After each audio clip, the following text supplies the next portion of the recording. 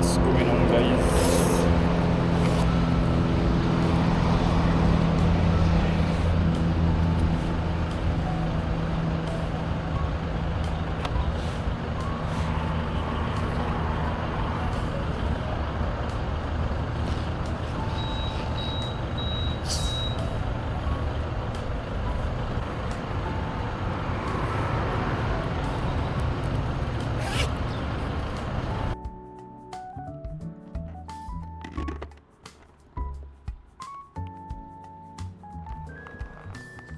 Ah,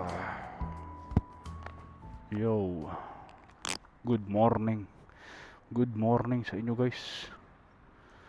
Sana maganda ang inyong morning. Going back to the ball game na naman tayo. Yun no. Sarap talaga ng tunog na inline 4 no. Alay mo soon, magka-inline 4 din tayo. Hihi. Di matapos ang taon na to, magkaka-inline 4 tayo no. Sarap. So let's go.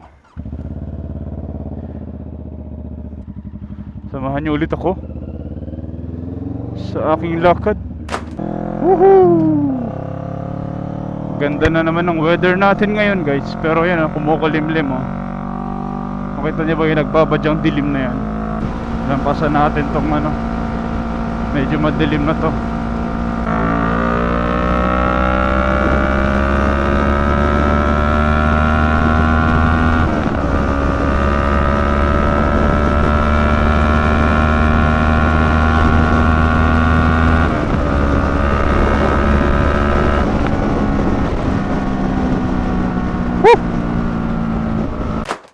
Kaya maganda mag-ride guys. Kasi binabalak namin magpipinsa na mag-ride siguro ngayong weekend. Sana makapag-shot ng ng ride. Kasi last time mag-ride sana kami from Lucban, Quezon sa Kamay ni Jesus.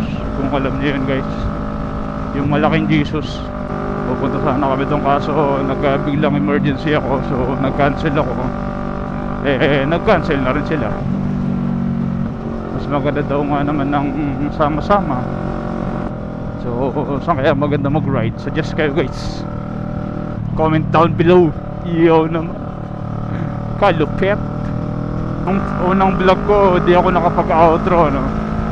Nakalimutan ko na. So ngayon, syempre mag-outro tayo. Wah!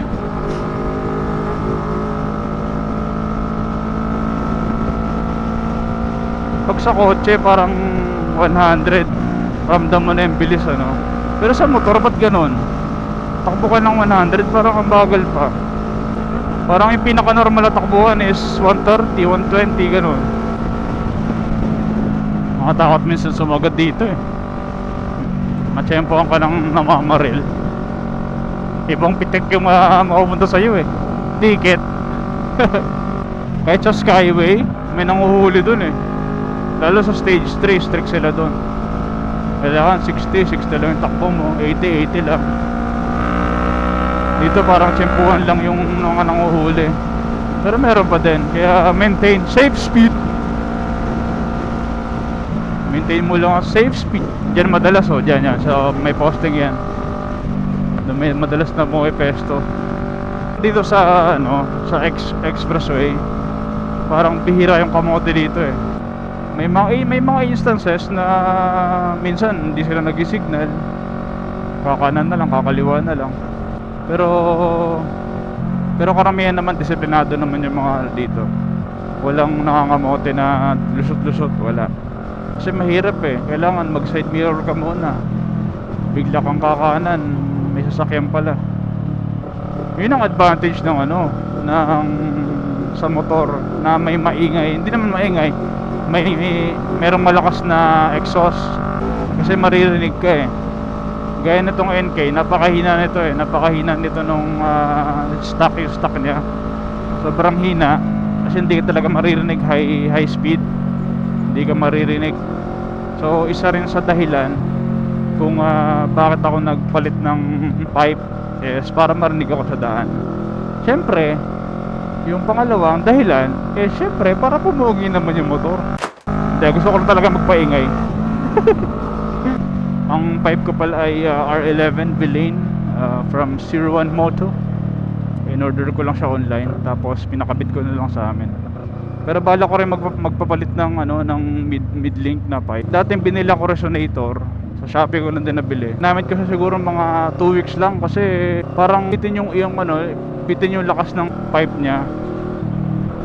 Tinanggal ko, nagpalit ako ng straight pipe ngayon. Pina-straight pipe ko. Okay din naman, pero katagalan malos masanay ka din sa tunog. Medyo bingil lang yung tenga mo, yung kanang tenga mo. Katagalan masanay ka din. Yun ang isa sa dahilan kung bakit ako nagpalit din ng pipe, na para marinig ako sa daan. Kasi mahirap gaya na sa mga bus, malalaking truck. O overtake ka, hindi ka makita minsan kahit yung, kaya mahalaga din yung tunog ng pipe. Yung ilaw mo, kailangan may auxiliary light ka. O mahalaga lalo sa gabi. Kasi dito, wala namang ilaw dito sa XLEX. Ang nagtatayong ilaw dito is yung mga ilaw na sasakyan, mga headlight nila. So mahalaga din yung may ilaw ka, may busina ka. Isa rin yung sign upgrade ko, busina. Ito na nga sinasabi sa hula, guys. Napakaaga pa, pero kita nyo yung traffic ko. Anong oras pa lang? Siguro nasa pa lang, mga nasa 7 pa lang. Kasi 6 ako umalis sa amin, 6:30 ganun. Pero kita mo naman yung traffic, guys. Kaya pag may meeting ka sa Manila o di kaya may trabaho ka, mas mainam pa nang malis ka ng maaga. Kasi gaya yan, haba ng pinipila mo. Pero kita nyo naman yung traffic, oh my G, grabe. So balik tayo sa traffic ng Pilipinas, guys. Hindi na mapagkakaila talaga na Pilipinas yung may isa sa pinaka matraffic na lugar na bansa. Gaya nito, expressway nagda-traffic. Kahit nga sa sa Skyway papuntang Naiya, nagda-traffic din doon, napupuno din. Ganun kadami yung volume ng sasakyan, ganun kadami yung may sasakyan sa Pilipinas.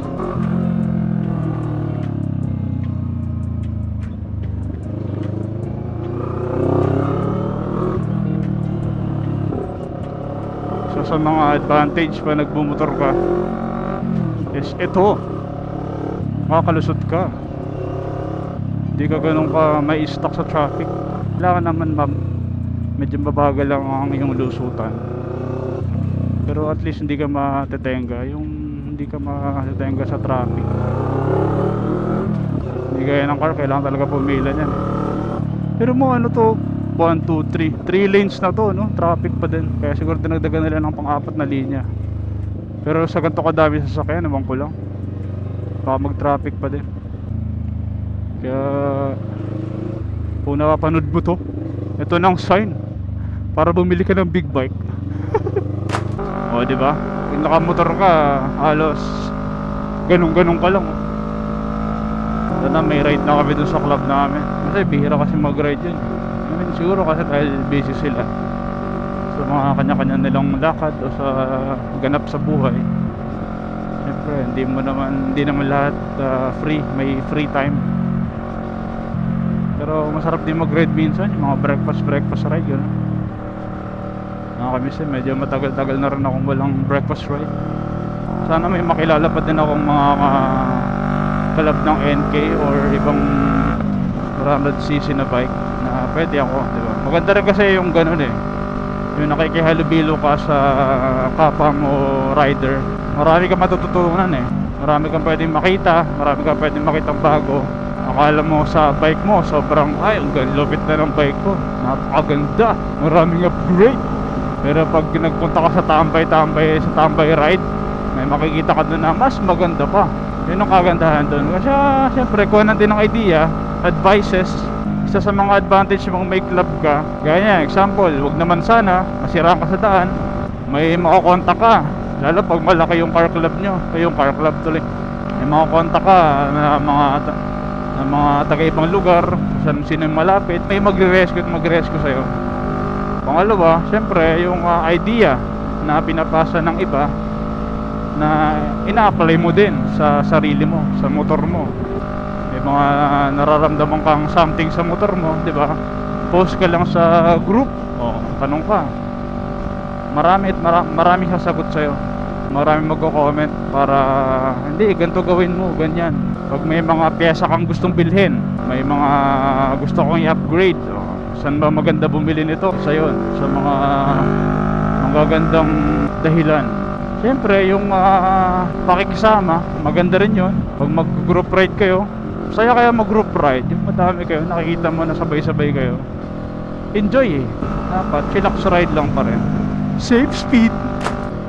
Sarap na siguro sa feeling nung makasama mo yung family mo, ano? Family mo sa ride, father mo, kapatid mo, ano? Iba yung feeling nun. Kasi may nakita ko na vlog sa YouTube, kung di ako nagkakamali, yung Jao Moto ata, kasama niya yung father niya. Enjoy mag ride. So sana dumating din ako sa punto na mabilan natin ng big bike yung father natin, kasama natin sa ride. Kaso kaya pa kaya niya mag-ride? Baka sumakit na likod dun.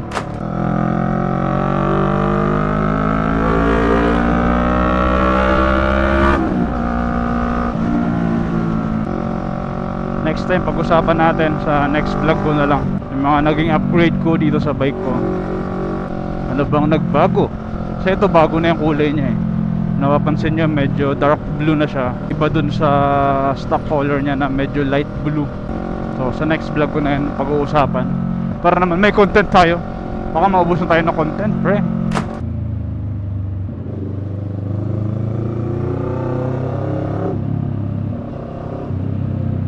Ganda rin ito, scooter. Walang kapagod-pagod yan. Very relaxed position. Ano kaya ang bike to? Ganda, no? Ay!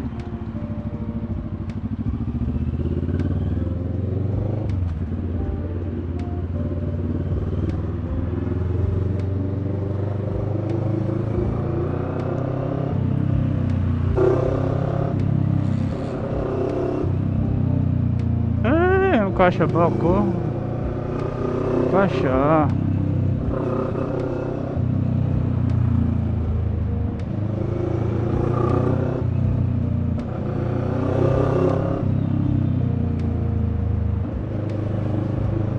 Yan, pwede ka sumingit ngayon. Mahirap sumingit pag tumatakbo eh. Kunting bagal pero pwede ka sumingit. Kasi maraming blind spot sa truck eh. Hindi ka nakikita. So be careful guys pag nagsisingit-singit kayo.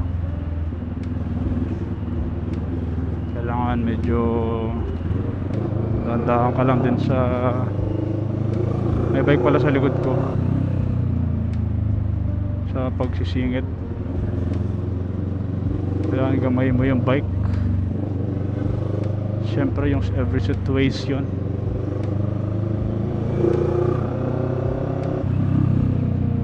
Careful pa din.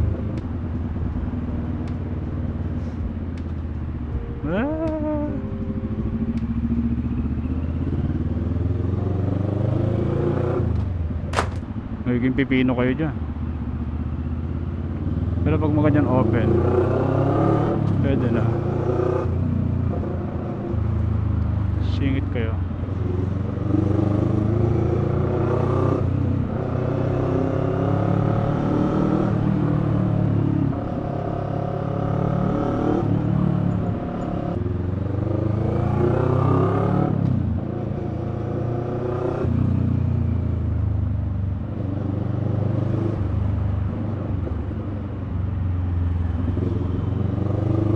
Iwasan yung mga side mirror, baka sumabit kayo sa side mirror.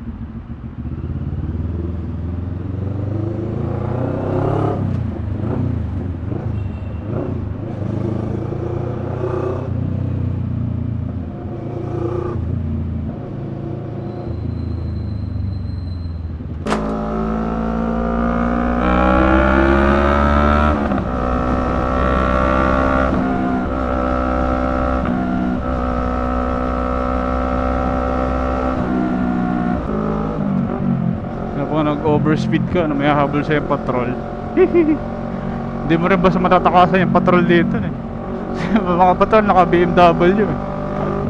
Tsaka hindi ka man nila maabutan ka pa nila sa toll. Medyo sikip yung pants ko, medyo tight sa akin. Matakot ako baka mapunit yung ano, kasi manipis lang to eh. Hindi naman ako naka riding pants, di rin ako naka riding jacket, para maiba naman yung ating look. Since na motor naman tayo, singit-singit tayo. Boop, boop, boop, boop, boop, boop. Safe speed. Naku po.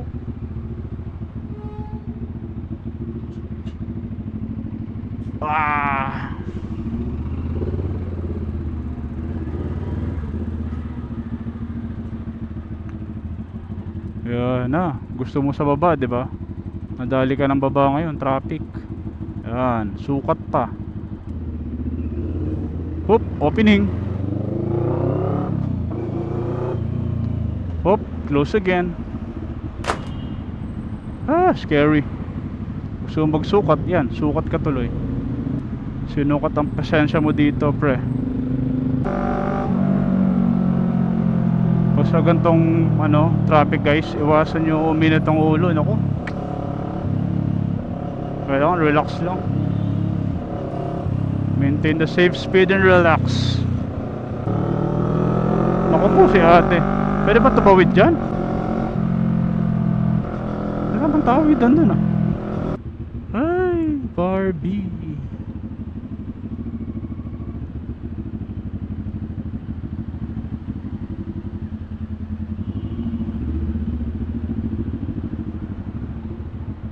Barbie, sabi ko na Barbie. Ano, sasabit pa. May trauma eh, may konting trauma ako sa side mirror. Baka sumabit ako eh. Oops. Oops.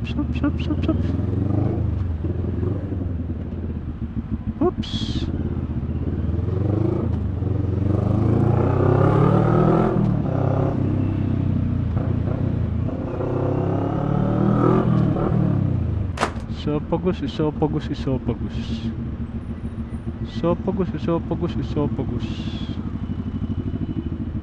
Sa truck, okay lang sumabit yan, bakal yan.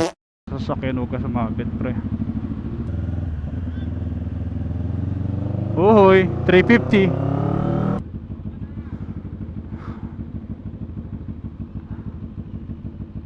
Bomba daw. Mag-iingay tayo, pre. Kasi pag nagbobomba ka, kailangan ilugar mo din, di ba? Huwag sa mga tao, baka batuin tayo dito. Sa mga open space lang kayo magbobomba. Dami na rin yung mga motorcycle app kaya ng Angkas, Joyride. May bago pa yung Move It, tsaka yung Purple. Yung Purple? May Purple ako nakikita eh. Sa mga Grab alam ko malaki kita eh, pagka sipag ka lang sa deliver. 7 Evelyn. Oops. Kamera kay Band-Aid. Oo. Ito, pwede to. Oo. Ay, sorry. Thank you. Magmotor ka talaga oh. Kahit saan ka lang pumarada eh. Hindi naman kahit saan. Totally na kahit saan. Sa safe space pa din, hindi ka nakakaabala sa traffic. Hop. No left turn dun.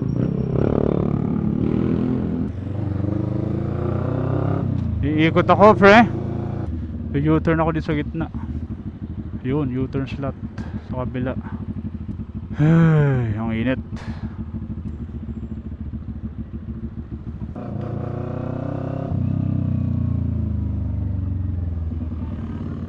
Go. Kailangan observe the traffic sign.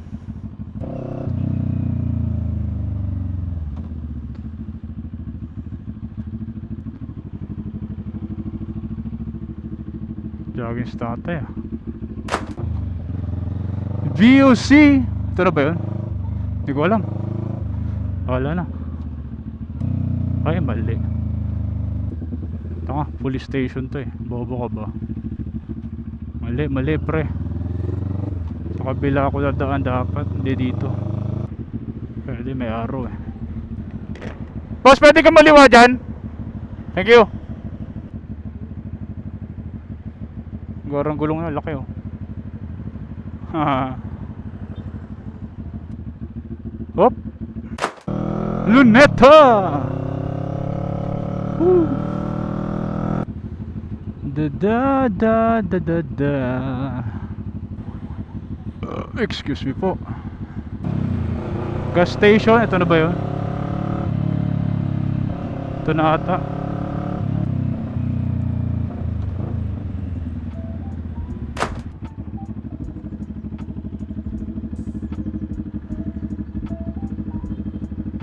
Dali mo. Oops. Ano kaya siya? Hatid man tayo ng ating hihatid sa ating misis. Saan ka dumaan? Ay, yung Band-Aid na dito. Meron pala mga angkas dito eh. May joyride. Ba't nagaganyan? Kala ko okay yan. Ano ko? Yung harap na mga problema mo. Harapin ka lang sa marina to. Ilong ba rin sa kabila eh. Kumain ka na. Anong kinain mo? Punta ko BGC. Uptown. Punta ko uptown. Dama na ako ng office.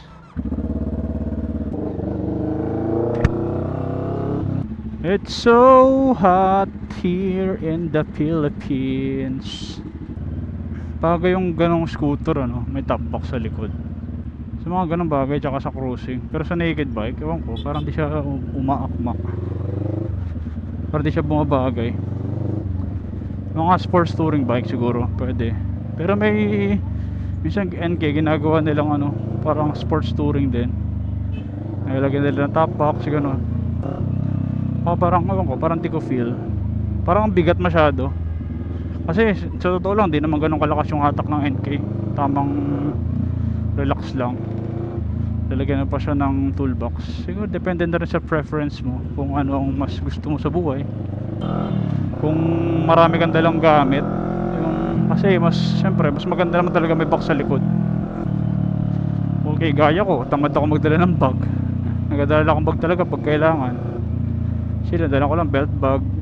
Na ako nagbabag-bag. Kasi, ano ko, parang bigat. Wah, ayos ah. May nanaway mo pre ah. Huwag tularan.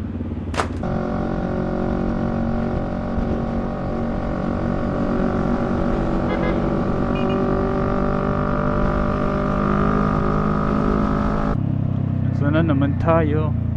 Wah. Rico, bigat. Thank you, sir. Thank you.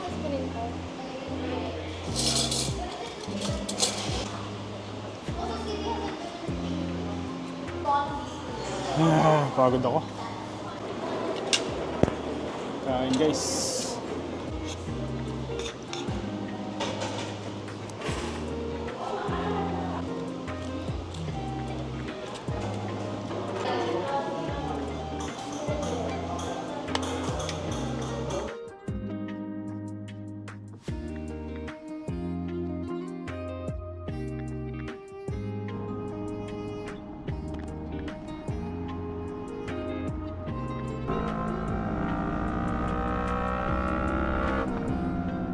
Sa gabi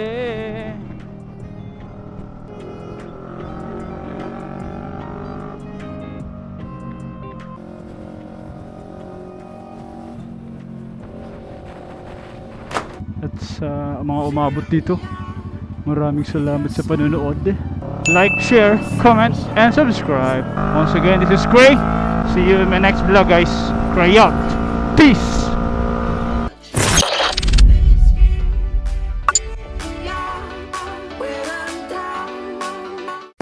Guys, thank you sa mga nanood, and please like, share, and subscribe to my YouTube channel guys.